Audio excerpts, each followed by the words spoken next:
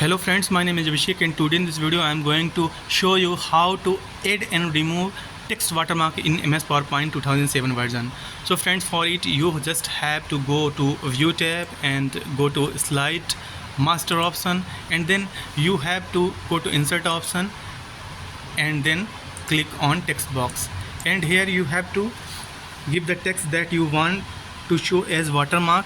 I have written DSH as its short form of Digital Soft Hub, and you have to keep in mind that I am on second slide. So in Slide Master View you just have to go to the first slide, then apply all these things. Like, you don't have to do all these things, you just have to select the first slide and then go to Insert option and then go to Text option, and then here add text box, and then give the text that you want to show as watermark.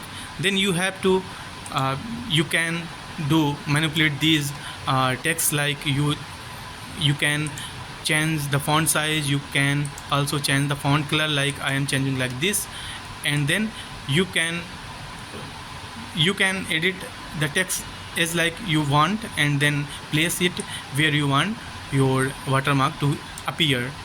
So here I want my watermark to be appeared, and you just have to click anywhere on the screen, and then you just have to go to Slide Master option and click on Close Master View, and here you can see that this is watermark.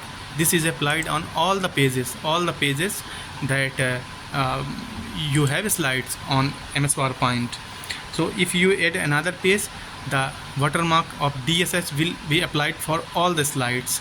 And if you want to remove, you just have to follow the same process. Like, you just have to go to View option and go to Slide Master option, and here you have to click on the first slide and then click the text that you have typed, and you just have to click Delete button and click on Close Master View, and your water text mark on MS PowerPoint has been not deleted.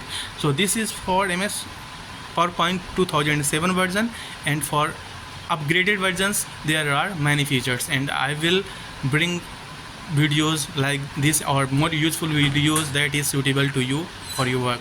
Thank you.